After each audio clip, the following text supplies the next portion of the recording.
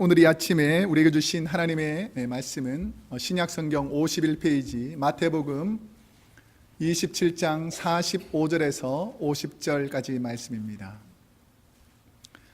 제가 하나님 말씀을 봉독해 드리겠습니다. 혹시 찾지 못하신 분은 우리 스크린에 말씀이 있습니다. 제6시로부터 온 땅에 어두움이 임하여 제9시까지 계속하더니 제9시쯤에 예수께서 크게 소리질러 가라사대 엘리 엘리 라마 사박다니 하시니 이는 곧 나의 하나님 나의 하나님 어찌하여 나를 버리셨나이까 하는 뜻이라. 거기 섰던 자 중 어떤 이들이 듣고 가로되 이 사람이 엘리야를 부른다 하고 그 중에 한 사람이 곧 달려가서 해용을 가지고 신 포도주를 머금게 하여 갈대에 꿰어 맛이 우거늘 그 남은 사람들이 가로되 가만두어라 엘리야가 와서 저를 구원하나 보자 하더라. 예수께서 다시 크게 소리 지르시고 영원히 떠나시다. 아멘. 오늘은 마태복음 27장 45절에서 50절까지 말씀을 중심으로 가슴 적신 눈물에 담긴 십자가라는 제목으로 하나님 말씀을 선포하도록 하겠습니다. 가슴 적신 눈물에 담긴 십자가, 이 의미가 과연 어떤 것인가? 시인 김현승 씨의 그 눈물이라는 시에 보면 흠도 티도 없는 가장 귀한 것으로 님이 바치라 하오면 나의 눈물을 드리겠습니다 라고 시를 쓰게 됩니다. 저는 이 시를 보면서 우리에게 가장 솔직한 고백이 어디서 나올까? 내가 행동과 말을 하지 않아도 내 감정이 어떤가를 표현하는 것이 바로 자연스럽게 흐르는 눈물이라는 것입니다. 그래서 우리는 하나님의 사랑과 은혜를 기억하게 되면 십자가를 바라보면서 눈물 흘릴 수밖에 없는 것은 내가 이 땅에서 사는 그 많은 삶 가운데에서 하나님의 은혜가 너무 크고 소중하기 때문에 우리가 십자가를 바라보면서 감사하며 감격하며 눈물을 흘리는 것입니다. 이번 한 주간 주님을 위해서 십자가에 고난당하신 주님을 향하여서 눈물 흘리며 기도하는 저와 여러분이 되기를 축복합니다. 눈물을 좀 흘리시는 것도 몸에 참 좋다고 합니다. 너무 세상을 강팍하게 살지 마시고 주님께 눈물 흘리면서. 제가 아주 이렇게 성품이 이렇게 스트롱하거든요. 그런데 결혼을 해보니까 제가 꼼짝 못하는 게 있더라고요. 뭔 줄 아세요? 역시 눈물 흘려보신 분이 아신다고. 저는 그냥 대화를 하는데 갑자기 우리 아내가, 제가 약간 좀 이렇게 말투가 거칠 수 있잖아요. 왜 밥맛이 이래요? 라고 이렇게 안 했지만 제가 기억이 안 나는데 뭐라고 말했는지 잘 모르겠는데, 이렇게 저는 우리 집이 워낙 이렇게 스트롱하게 대화하는 그 자체가 워낙 스트롱했기 때문에 그냥 말을 했는데 우리 아내가 눈물을 쫙 흘리는 거예요. 제가 어떻게 했겠어요? 갑자기 하던 말을 딱 멈추고, 제가 혹시 무슨 잘못을 한 적이 있습니까? 이렇게 약해지는 것이 바로 남자들의 눈물이라는 것입니다. 여성들이 흘리는 눈물에 꼼짝 못하는 것이 바로 남자가 돼야 되는데, 그렇지 않은 분들 회개하시기를 축복합니다. 또 하나는 뭐냐면, 연세가 드시면서 많이 생기는 게 있어요. 뭔 줄 아세요? 연세가 들면서 외로움도 많이 생기고, 또 뭐가 많이 생기는 줄 아세요? 노여움. 이것을 좀 쉽게 표현하면 고집이 셉니다. 좀 완고함이 있습니다. 그리고 좀 섭섭한 마음이 많이 생깁니다. 누가 나를 무시하는 것 같고, 내가 나이가 들었다고 이 사람들이 말을 안 듣나, 이런 섭섭한 마음이 생길 수 있잖아요. 그리고 고집 세고 완고하시고 눈물이 점점 말라가시던 어르신들도 꼼짝 못하는 게 있어요. 뭔 줄 아세요? 손자 손녀가 으앙 하고 울기 시작하면 그 다음부터는 올스톱인 거예요. 아무 교육이 필요 없고 손자 손녀들 눈물 앞에서 그냥 모든 것을 다 들어주는 것이 바로 눈물이라는 것입니다.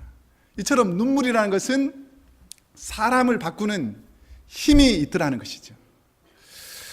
스텐버그의 십자가라는 그림이 있습니다. 이 그림은 화가 스텐버그라는 사람이 이 성 베드로 신부의 요청으로 십자가에 달리신 예수님을 그리게 되었습니다. 그래서 예수님을 그려달라고, 십자가에 달리신 예수님을 그려달라고 부탁을 받았는데, 성 베드로 성장의 신부가 말씀하시기를, 신부님이 이 재정 상태가 좋지 않아서 그림값을 많이 쳐주지 못하겠다는 거예요. 그러니까 이 스텐버그가 화가 나가지고 돈도 제대로 못 받는데 내가 그림을 나중에 더 흥정해서 돈을 많이 받을 때 제대로 그려야 되겠다라고 생각해서 그냥 스케치로 밑그림만 그려놓고 색깔을 칠하지 않고 그냥 그림을 두었습니다. 그리고 이제 돈이 되는 그런 그림을 그린 거죠. 근데 그 지역의 집시, 거리에 있는 여인이 자기 누드 그림을 그려달라 그래가지고 돈 되는 그림을 열심히 그리기 시작했어요.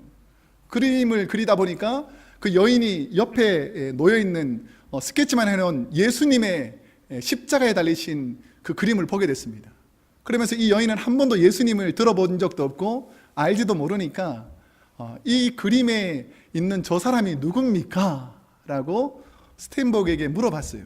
그러니까 이분이 귀찮아서 말 안 해줄 수도 있는데 이 여인이 고객이잖아요.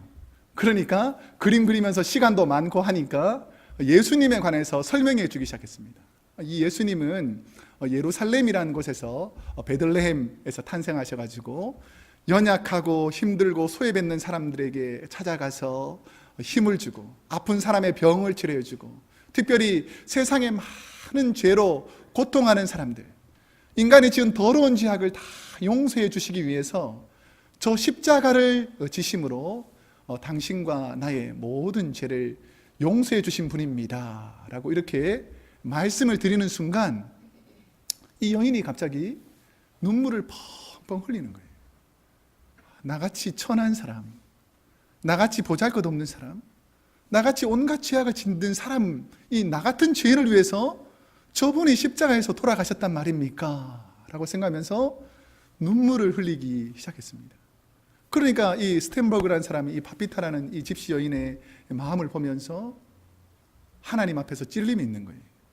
자신은 예수님도 믿고 십자가에 예수님을 그림 그리기까지 하는 그런 사람인데도 불구하고 나는 고난받는 주님을 그림 그리면서도 전혀 주님의 은혜를 기억하지 못하는데 겨우 밑그림만 그려놓은 이 그림 앞에서도 눈물 흘리며 회개하는 이 여인의 모습을 보면서 회개의 눈물을 흘렸다라는 스토리가 이 그림에 있어야 되는데 왜 그림이 안 나오죠? 그림 나왔습니까? 예, 그림이 안 나왔군요. 예. 이만큼 얘기하면 나왔어야 되는데 나중에 아마 그림이 꼭 나올 겁니다. 예. 그래서 이 스텐버그라는 사람이 그렸던 그림이 이 스토리를 통해서 더 유명해지게 되었어요. 그 스텐버그의 십자가라는 것을 바라보면서 이 스텐버그의 십자가에 있는 예수님만 보는 것이 아니라 스텐버그가 이 십자가를 바라보면서 흘렸던 눈물들을 기억하라는 의미가 있습니다.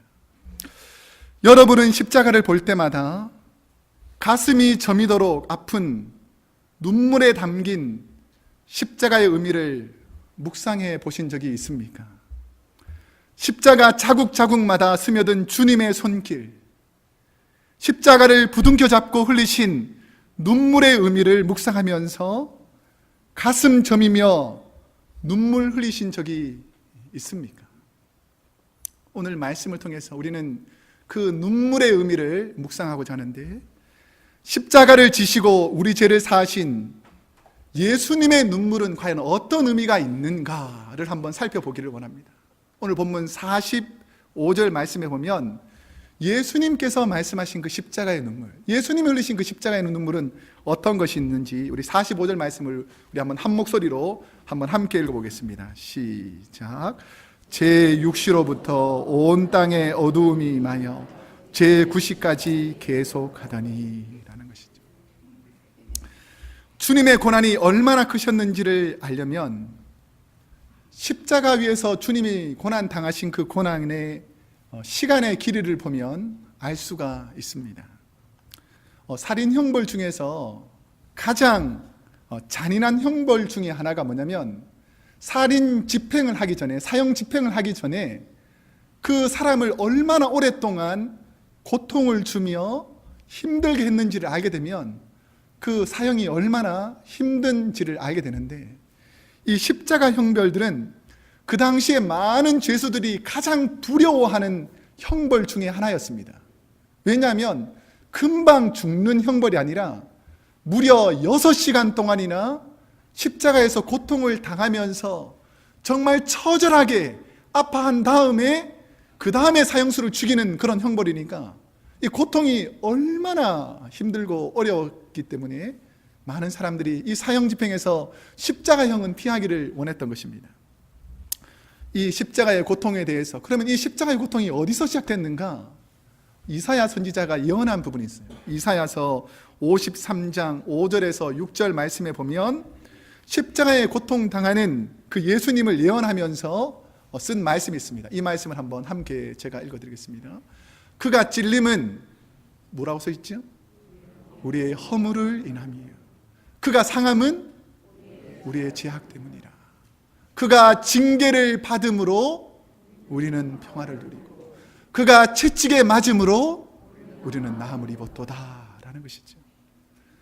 우리는 다 양 같아서 그릇 행하여 각기 제 길로 갔거늘 여호와께서는 우리 모두의 죄악을 우리 주님께, 우리 예수님께 담당시키셨다라는 것입니다. 예수님께서는 유대 시간으로 3시, 오전 9시에 십자가에 달리십니다. 그리고 9시, 오후 3시까지 십자가에 돌아가실 때까지 무려 6시간 동안이나 십자가에 달려 계십니다.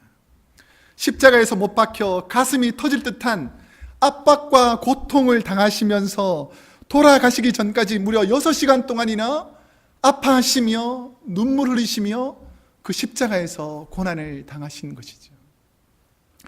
십자가형에 대해서 의학적으로 연구한 트루만 데이비스라는 분이 십자가형의 직접적인 사망 원인은 호흡 곤란을 통한 질식사라고 말합니다. 우리가 잘 아시겠지만 손목의 앞부분에 약간 움푹 파인 곳에다가 이 뼈와 뼈 사이에 못을 박습니다. 그리고 양쪽에 못을 박은 다음에 그 다음에는 발 부분에는 세두쿨이라는 발의 받침대를 두어서 그 받침대 위에 서게 하고 발을 양쪽으로 포개어서 그 위에다가 못을 박아둡니다. 그렇게 되면 마지막 순간에 십자가형을 집행할 때에는 죄인의 무릎을 꺾어서 죽이는 형벌이었습니다. 십자가형을 당할 때 그 증상에 보면 이분의 말에 따르면 팔에 오랫동안 십자가에 매어 달려 있다 보니까 힘이 빠진다는 거죠. 다리로 지탱하기도 하지만 그렇기 때문에 이렇게 가슴 쪽으로 몸이 처지게 되니까 이게 우리가 잘 아시겠지만 초등학교 때 벌 받을 때 이렇게 손만 이렇게 조금 들고 있어도 한 10분, 20분 지나면 손발이 막 떨리잖아요. 그런데 무려 6시간 동안이나 못 박혀서 우리 주님께서 고통을 당하신 겁니다. 그러니까 6시간 동안 같은 자세로 계속해서 압박을 받다 보니까 온 몸의 근육들이 마비되기 시작하는 거예요. 그런데 몸이 처지다 보니까 앞으로 근육이 쏠리게 됩니다. 그렇다 보니까 이 몸에는 이 횡경막이라는 것이 있는데 이 막이 이 작용을 해서 숨호흡을 도와야 되는데 이게 근육으로 누르다 보니까 이 횡경막이 부풀어 오르기 시작하는 거예요. 그러니까 부풀어 오르기 시작하니까 이 기도를 막기 시작합니다. 그러니까 숨을 쉬지 못하게 만드는 것이죠. 숨을 쉬지 못하니까 이산화탄소가 밖으로 나오고 산소가 들어와야 되는데 이 이산화탄소가 몸에서 좌우하다 보니까 이 사람이 질식하게 됩니다. 그러니까 순간적으로 약간 정신이 혼미해지거나 어려움을 당할 수 있어요. 그런 상황에서 정신을 차리게 하고 순간적인 이 진통을 완화시키기 위해서 오늘 성경 본문에 보면 신포도주, 이 의미가 뭐냐면 이 해용에다가 묻혀서 놓는 신포도주는 일종의 마취제 비슷한 것으로 이렇게 진통 효과를 하는 것입니다. 그러니까 이 고통 당할 때에 사람을 계속해서 고통을 주면서 죽이기 위해서 6시간 동안 매달아 놓고 고통을 주기 위해서 마약 같은 성분을 입에다 대어서 정신을 혼미케 한 다음에 계속해서 고통을 주는 것이죠. 그런데 여러분이 잘 아시겠지만 숨을 못 쉬는 고통이 얼마나 힘든 고통인지를 알게 될 겁니다. 그런데 이 몸이 처져서 이렇게 가슴이 압박되면 숨을 쉬지 못해서 다시 이 몸을 끌어올려야지만 숨을 겨우 쉴 수 있는데, 그렇게 되려면 이 모든 마디가 뼈로 연결되어 있기 때문에 십자가상에서 다시 끌어올리려면 온 뼈마디가 다 뒤틀리는 듯한 고통이 많은 것입니다. 그러면 그 고통 가운데서 겨우 올라와서 숨을 한번 크게 한번 내쉬고 다시 힘이 빠지니까 처지는 것입니다. 이런 일들이 계속해서 반복되는 거예요. 그러니까 얼마나 주님께서 십자가상에서 고통스러워하고 힘들었겠습니까? 이런 상황을, 십자가형을 바라보게 되면 멀리서 십자가의 형을 집행할 때 그 사람들을 보면 이 십자가에서 매달려서 계속 오르락 내리락 하면서 겨우겨우 견뎌내는 그런 십자가형을 받는 것이죠. 그래서 우리가 잘 아시겠지만 예수님 옆에 있던 두 강도를 6시간 동안이나 고문한 다음에 죽이는 방법이 성경에 어떻게 기록되어 있냐면 몽둥이로 그 다리뼈를 칩니다. 그러면 이제 다리뼈가 부러지게 되면 이제는 더 이상 발로 밀어서 숨을 쉴 수가 없는 것이죠. 그러니까 가슴이 꼭 막혀가지고 압박하면서 결국은 숨을 쉬지 못해서 질식해서 사람이 죽는 것입니다. 근데 예수님께서는 벌써 오르락 내리락 하지 않고 가슴이 팽창되어서 부풀어 있어 보니까 이 예수는 벌써 죽었다라는 것이 이게 증명이 되는 거예요. 올라갔다 내려갔다 해야지 사람이 호흡하면서 살아는데 이제는 올라갔다 내려갔다 하지 않으니까 옆구리에다가 창으로 찔러서 이 사람이 과연 죽었나 그냥 까무러쳤나 이 정도를 알아보는 거죠. 그래서 물과 피를 다 쏟는 걸 보니까 이 예수님이 돌아가셨다라는 것을 알게 된다는 것입니다. 예수님께서 이 고난의 십자가에서 6시간 동안 흘리신 눈물은 과연 무엇일까를 한번 생각해 보면, 예수님께서 돌아가시기 전날 겟세마네 동산에서 우리 하나님께 눈물 흘리며 호소하셨던 그 기도의 눈물을 알게 되면 우리가 더 깊이 감사할 수밖에 없다는 것이죠. 예수님도 인간이셨기 때문에 이 땅에서 있었던 모든 고통과 슬픔과 아픔을 아셨습니다. 그러니까 십자가에서 겪는 고통이 얼마나 큰 고통인지를 아시니까 주님, 하나님, 이 고통의 잔을 지나갈 수만 있으면 지나가기를 원합니다.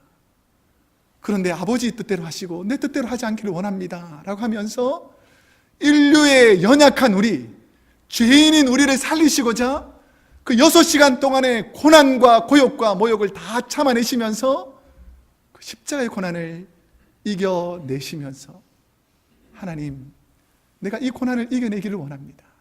이 연약한 자들을 살리기를 원합니다라고 끝까지 참으시면서 눈물 흘리신 분이 바로 우리 주님이시라는 것이죠. 여러분이 십자가를 바라볼 때마다 십자가에서 고통당하신 주님의 눈물을 기억하시기를 원합니다.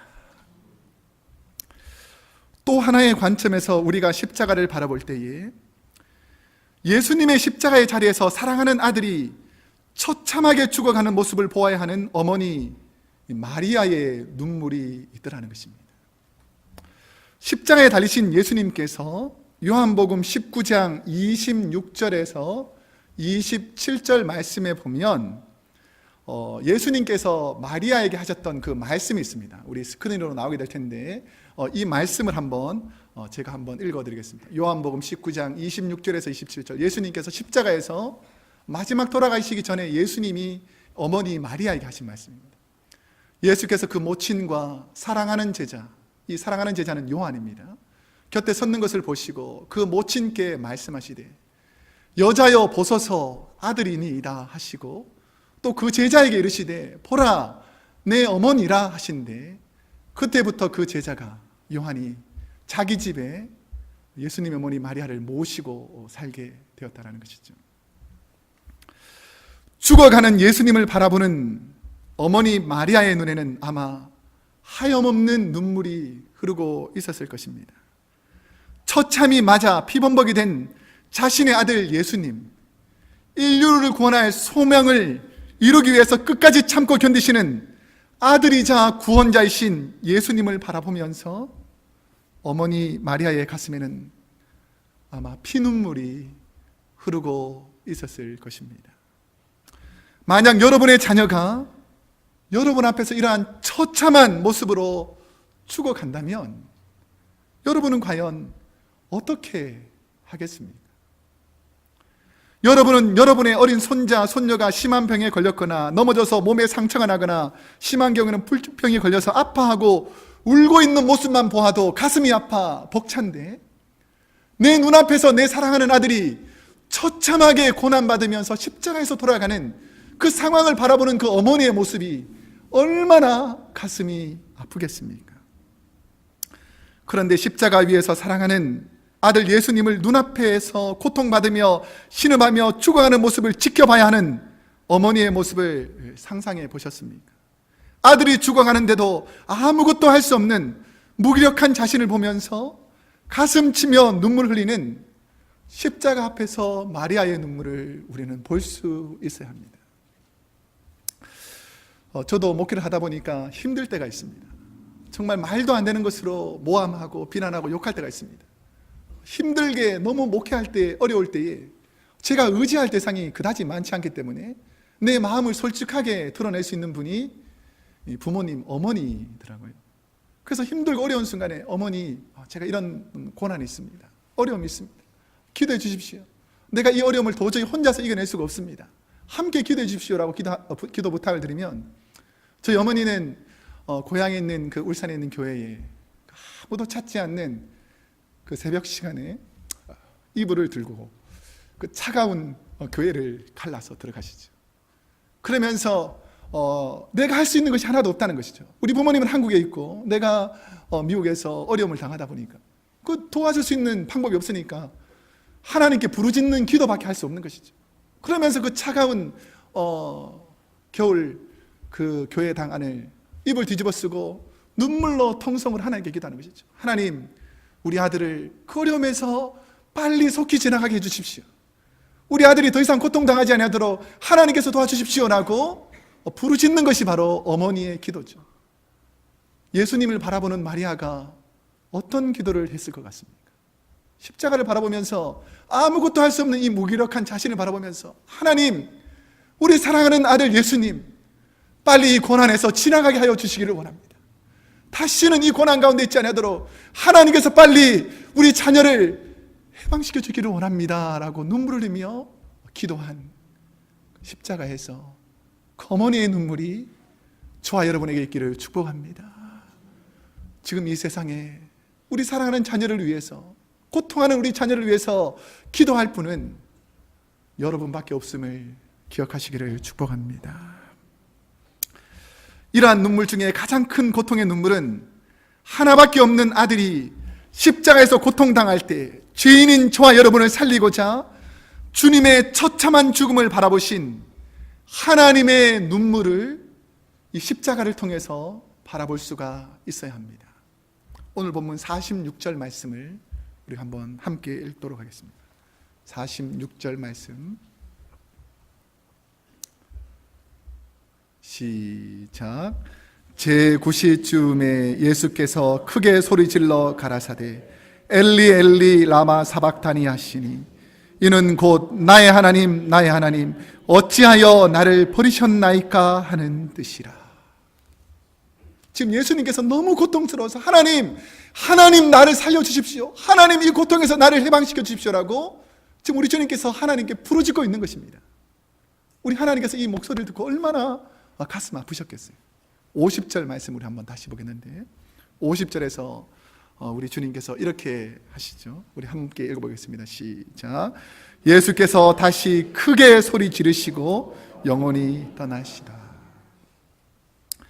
만약 여러분의 자녀가 아빠 제발 살려주세요, 엄마 제발 이 고통에서 살려주세요 라고 소리 지르고 울부짖고 있다면 여러분의 마음이 과연 어떻겠습니까?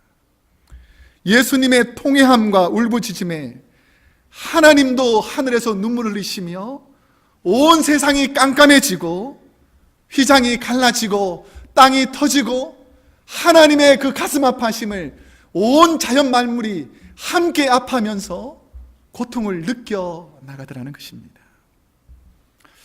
제가 전에 섬기던 한 교회에 한 자녀가 심각한 급한 병이 걸려서 응급실에 들어가게 됐어요.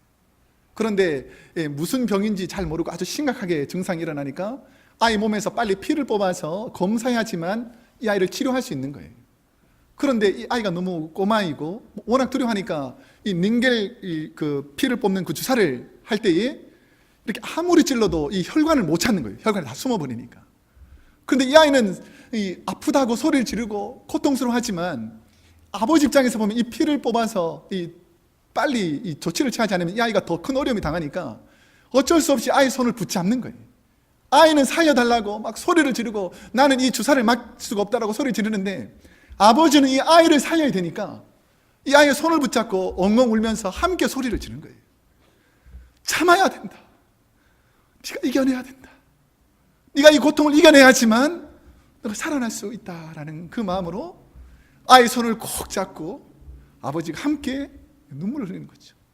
저도 같이 눈물을 흘리면서 그 아이의 고통을 어떻게 기도하겠어요? 하나님 빨리 지나가게 해주십시오. 이 고난과 고통에서 빨리 지나가게 해주십시오라고 울부짖을 수밖에 없었다는 것이죠. 하나님께서 우리를 얼마나 사랑하셨는지 주님의 손을 꼭 잡고 이겨내어라, 참아내어라. 너의 희생이 절대로 헛되지 않을 것이다. 내가 너 손을 꼭 잡아주고 이 십자가의 고난을 이겨내게 되면 우리같이 못난 벌레가 너 못한 우리를 살리는 그런 놀라운 기적을 베풀기 위해서 우리 주님과 우리 하나님은 그 손을 잡고 참아내셨다는 것을 잊지 말아야 한다는 것입니다. 저는 이 고난 주간에 주님을 묵상하고 하나님을 묵상하고 하나님의 은혜를 생각할 때마다 늘 부르는 찬송이 있습니다. 우리가 잘 아는 찬송가 141장에 보면 아이작 왓슨이라는 분이 쓴 찬송가가 있는데 고난 주간에 자주 부르는 은혜의 찬송입니다. 제가 가사를 한번 말씀드리겠습니다. 웬 말인가 날 위하여 주 돌아가셨나. 이 벌레 같은 날 위에 큰 해 받으셨나. 내 지은 죄 다 지시고 못 박히셨으니 웬 은혜인가 웬 일인가 웬 은혜인가 그 사랑 그셔라. 주 십자가 못 박힐 때 그 해도 빛 잃고 그 밝은 빛 가리워서 캄캄케 되었네. 나 십자가 대할 때에 그 일이 고마워. 내 얼굴 감히 못 들고 눈물 흘리도다. 늘 울어도 눈물로서 못 갚을 줄 알아. 몸밖에 드릴 것 없어 이 몸 바칩니다 라고 눈물의 고백이 오늘 저와 여러분의 고백이 되기를 원합니다. 이제 말씀을 맺겠습니다. 저는 40년 동안 한 교회에서 교회를 개척하시며 지금까지 선임 장로로 섬기고 계신 아버지와 교회가 힘들수록 교회에 나아가 철야하며 금식하는 어머니의 신앙을 보면서 자랐습니다. 제가 느끼는 그 사랑은 뭐냐면 하나님을 바라보는 그 십자가의 은혜, 하나님께서 내게 베푸신 그 십자가의 은혜만 있지 않으면 우리는 살아갈 이유가 있다라는 것이죠. 오늘은 저희 교회에 참으로 오랜 시간을 기다려온 주님의 몸된 일꾼을 뽑는 날입니다. 오늘 선거를 통해서 직분을 받은 분들은 우리 예수님처럼 십자가를 지고 주님의 삶을 닮아가기를 소원하는 분들입니다. 우리 공천위원회와 목회자가 충성된 일꾼으로 섬겨나가도록 많은 성도님들 중에서 구별하여서 추천한 분입니다. 이를 대신하여서 주님의 몸된 교회를 섬기는 이 귀한 분들을 소중하게 생각해야 된다는 것입니다. 십자가를 지고 주님을 따르는 이분들이 힘을 내어 열심히 잘 섬겨나갈 수 있도록 우리가 격려하는 말로, 기도로, 삶으로, 때로는 우리 대신에 일을 감당할 이분들을 위해서 밥이라도 한 끼 사주면서 격려해 주어야 한다는 것입니다. 십자가를 지고 따르는 섬김의 직분은 때론 고난의 길이요, 모욕의 길이요, 배신당할 수 있어 눈물 흘리는 길이지만 주님이 맡겨주신 직분을 감당하기 위해서 우리에게 맡겨진 사명이라면 이 직분을 충성되게 섬기면서 천국에서 그리고 이 땅에서 주실 하나님의 영광과 은혜를 바라보면서 묵묵히 그 길을 따라가야 한다는 것입니다. 오늘 교회를 위해서 섬길 분들을 위해서 우리가 어떻게 해야 되겠습니까? 우리가 직접 섬기지 못하지만 우리를 대신해서 교회 안팎에서 헌신하고 수고하고 노력해야 될 사람들을 어떻게 해야 되겠습니까? 우리가 이들이 잘 섬길 수 있도록 적극적으로 밀어드리고 후원해 주시고 기쁜 마음으로 섬길 수 있도록 격려해 주기를 원합니다. 주님이 십자가를 지고 앞장서셨듯이 그 십자가를 지고 따라가는 모든 분들이 하나님께 쓰임받음으로 우리 교회가 십자가의 은혜 때문에 감사하는 복된 교회가 되기를 축복합니다. 우리 한번 기도하겠습니다.